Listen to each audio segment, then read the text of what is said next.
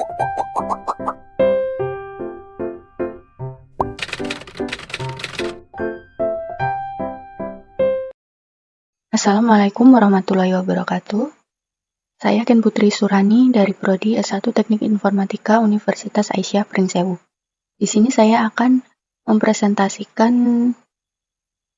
hasil UTS yang sudah saya kerjakan, yaitu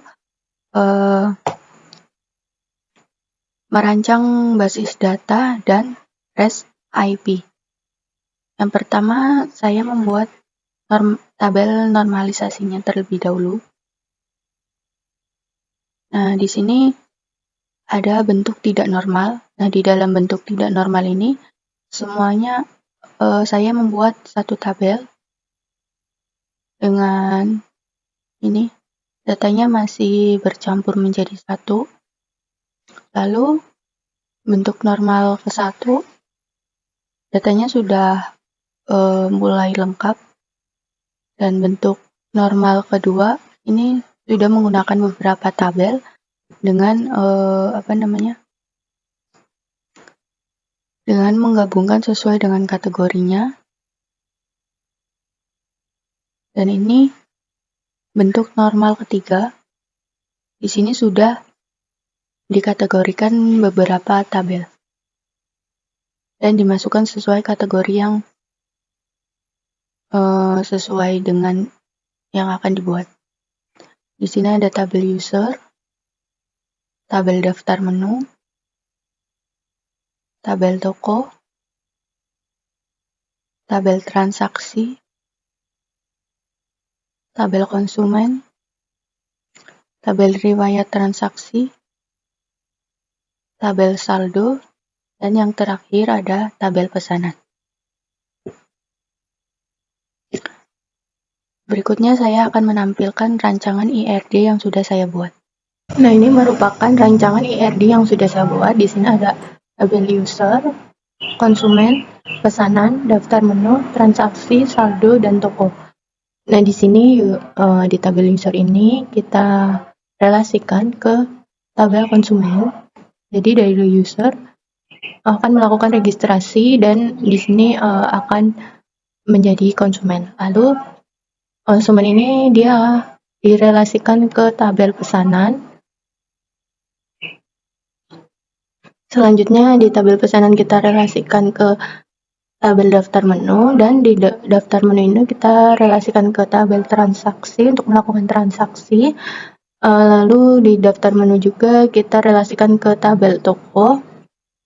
Nah, setelah melakukan transaksi, maka di tabel transaksi ini akan direlasikan ke tabel saldo. Nah, ini yang ada garis bawahnya ini merupakan primary key-nya.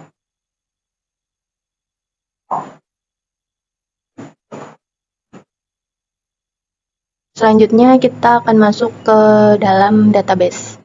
Nah, di sini saya sudah membuat database-nya dengan nama food court. Nah, di dalam food court ini saya sudah membuat 8 tabel, yaitu daftar menu, konsumen, pemesanan, riwayat transaksi, saldo, toko, transaksi, dan user. Nah, ini untuk daftar menu. Dan di sini datanya juga sudah saya inputkan sesuai dengan yang ada di tabel normalisasi. Primary key untuk tabel daftar menu ini yaitu kode menu. Selanjutnya ada tabel konsumen. Nah, di dalam tabel konsumen ini primary key-nya yaitu kode konsumen. Selanjutnya tabel pemesanan. Di dalam tabel pemesanan ini untuk primary key-nya yaitu kode pemesanan. Lalu ada tabel riwayat transaksi. Untuk primary key-nya yaitu kode riwayat. Selanjutnya ada tabel saldo. Nah, di dalam tabel saldo ini primary key-nya yaitu ID saldo. Selanjutnya tabel toko. Primary key-nya yaitu kode tokonya.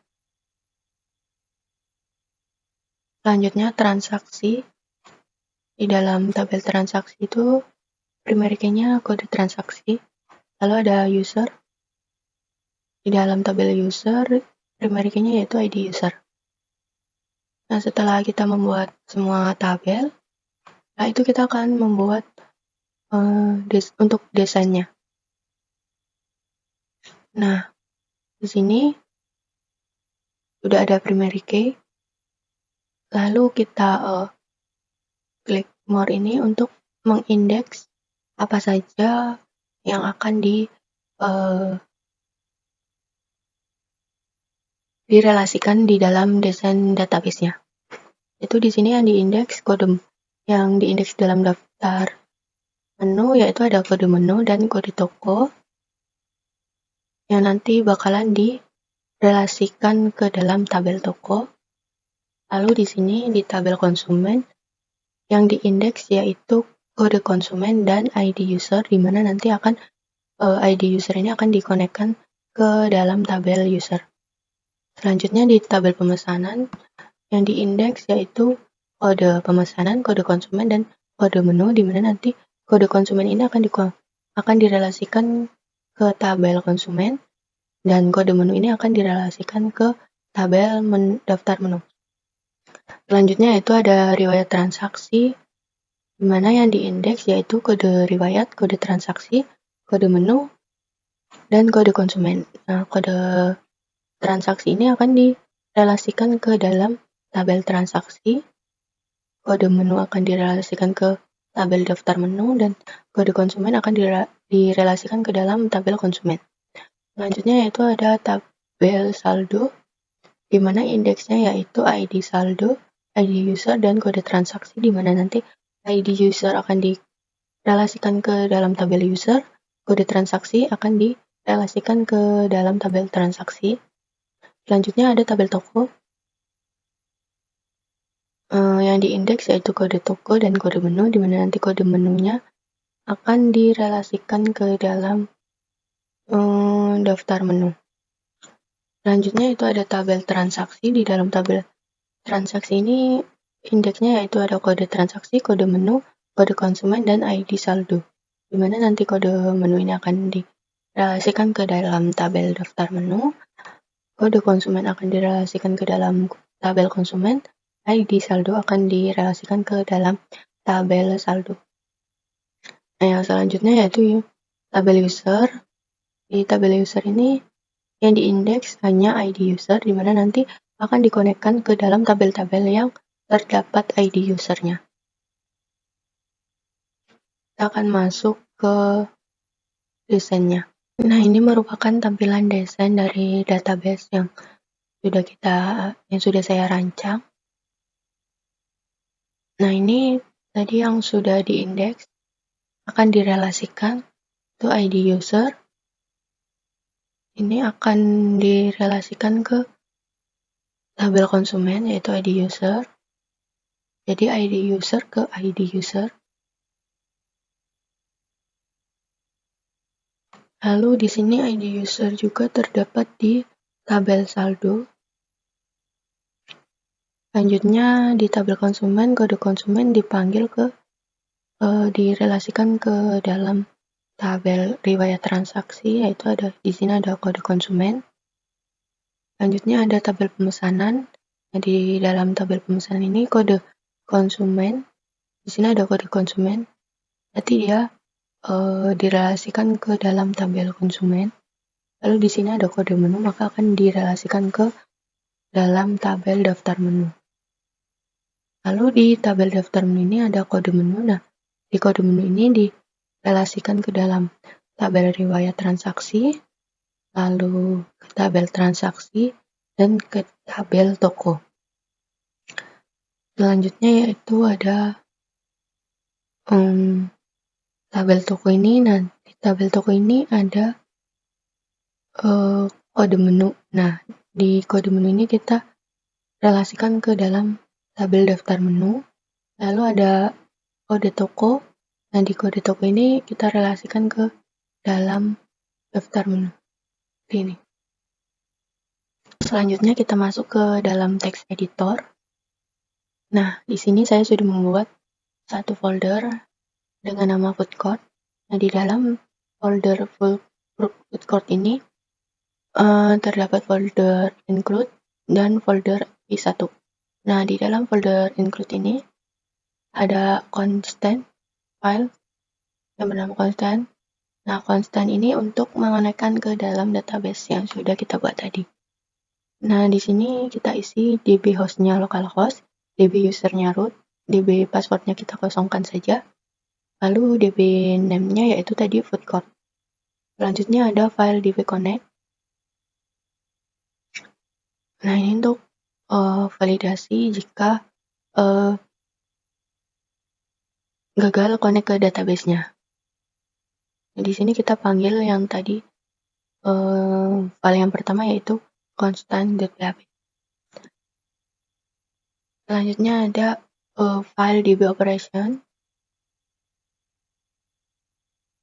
Di DB operation ini terdapat function-function untuk memanggilnya. Yang pertama yaitu ada function create user.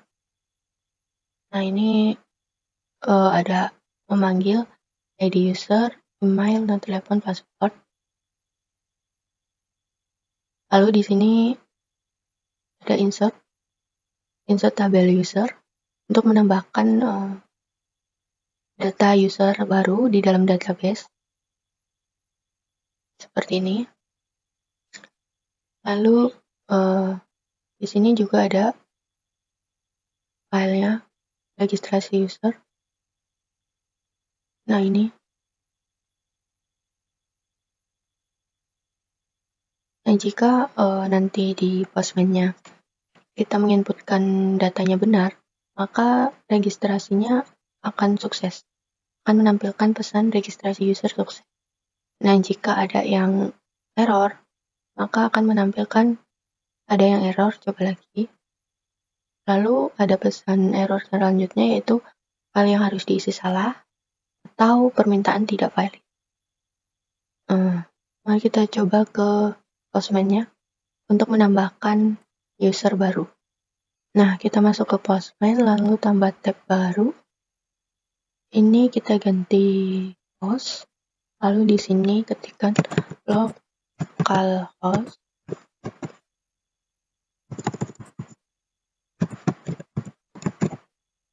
/ nama foldernya food. Tadi di sini food court / lagi nama folder selanjutnya yang akan dipanggil yaitu v1. Lalu nama filenya jadi registrasi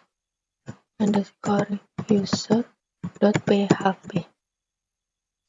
Lalu kita masuk ke body. Nah, kita klik yang xww form url code ini. Nah, kita isi. Ini ada ID user. Ini 00010. Lalu kita isi lagi dengan emailnya. Emailnya yaitu misalnya ken@gmail.com. Lalu selanjutnya di sini ada nomor telepon.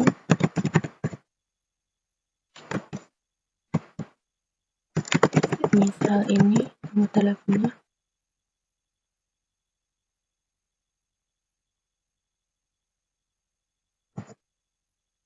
Selanjutnya di sini ada password. Passwordnya 12345. Nah, key-nya ini isinya sesuai yang ada di database-nya. Kan di tabel user ini ada ID user, email, nomor telepon, dan password. Setelah itu, setelah kita mengisi datanya yang akan ditambahkan, kita send. Nah, di sini ada pesan bahwa registrasi user sukses. Kita lihat di database-nya, di tabel user. Nah, ini sudah bertambah. Jadi usernya 010, emailnya ini tadi, nomornya ini. Dan ini passwordnya terenkripsi, jadi tidak terlihat.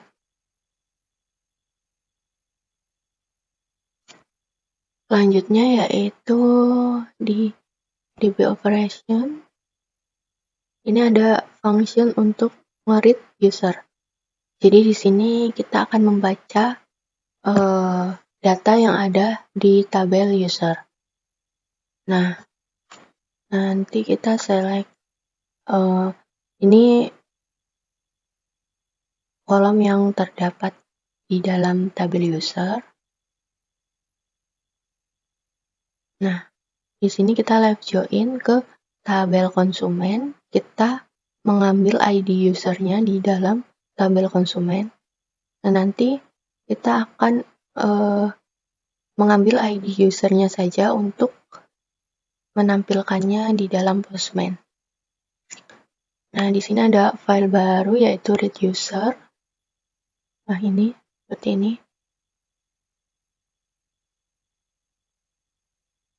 Jika ID usernya yang dipanggil benar dan terdapat di dalam database, maka dia akan menampilkan data yang terdapat di database. Jika tidak, maka dia ada pesan error yaitu file yang harus diisi salah atau permintaan tidak valid. Nah, di sini kita akan mencoba untuk yang read usernya ke dalam Postman. Ini kita kopikan saja. Kita tambah tab. Ini kita ganti post. Kita pastekan tadi. Lalu ini diganti nama filenya menjadi read user. Nah, kita ke body, lalu ke xww lagi. Kita memanggil ID user. Nah, kita akan manggil nih di tabel user, kita akan memanggil ID usernya, misalnya kita akan memanggil ID user 004. Pengen lihat datanya di ID 004. Nah, setelah itu kita send. Nah, maka dia akan menampilkan atau membaca ID user 004. Nah, di ID user 004 ini emailnya ada Ahmad, nomor teleponnya ini, lalu passwordnya ini. Nah, selanjutnya di DB operation ini ada read saldo. Nah, kita akan membaca tabel saldo. Sama saja seperti tadi di tabel user. Di sini kita memanggil ID saldonya untuk membaca data yang ada di tabel saldo.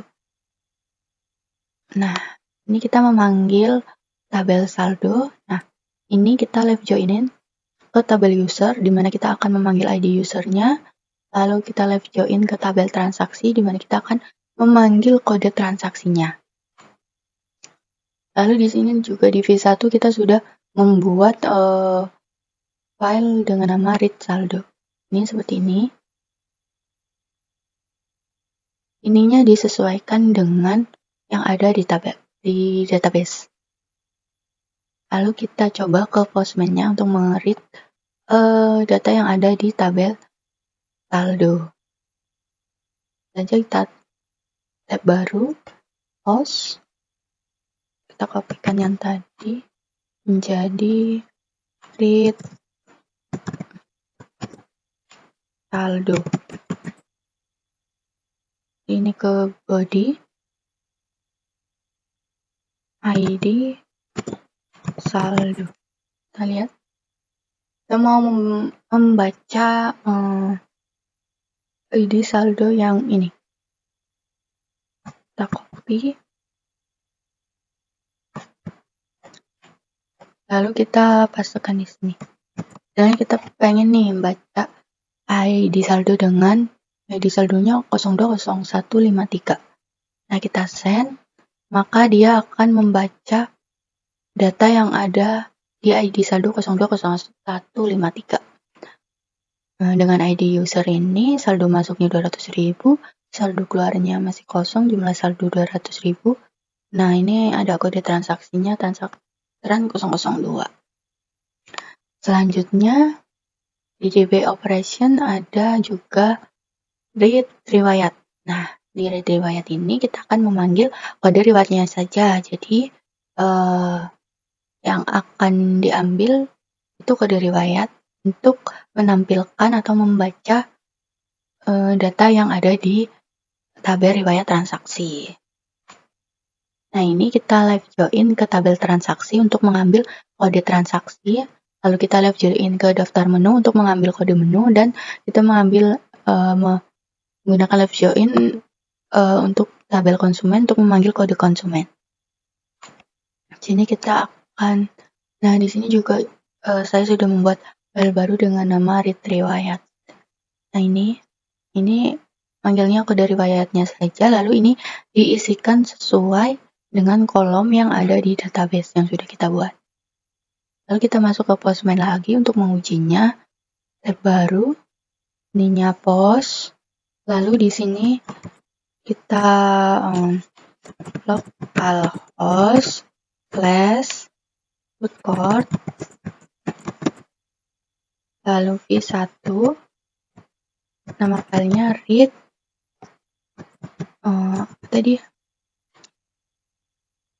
read riwayat.php. Lalu kita masuk ke body ini. Nah, read riwayat berarti kita manggil kode riwayatnya saja. Kode riwayat yang akan kita baca misalkan yang ambil yang KR004. KR004. Nah, ini lalu kita send. Nah, di sini maka akan membaca data yang ada di kode riwayat KR004 seperti ini. Selanjutnya di DB operation juga ada read menu. Ini untuk membaca data yang ada di tabel daftar menu. Nah, di sini sama aja kita mengambil kode menunya saja yang ada di daftar menu. Nah, di sini ada live join ke tabel toko untuk mengambil kode tokonya. Nah, di sini juga saya sudah membuat file baru dengan di folder v1. Saya sudah membuat file baru dengan nama read menu. Ini memanggil kode menu. Lalu di sini diisi sesuai dengan yang ada di database kolomnya.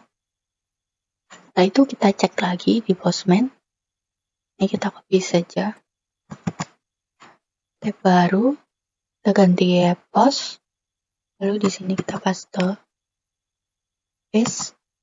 Lalu di sini read menu. Kita ke body. Lalu kita ambil kode menunya.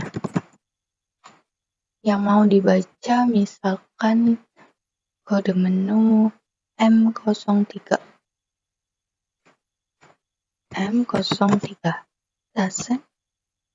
Nah, maka akan membaca atau menampilkan menu yang ada di kode menu M03. Seperti ini. Nah, itu tadi merupakan penjelasan dari saya tentang merancang basis data dan REST IP.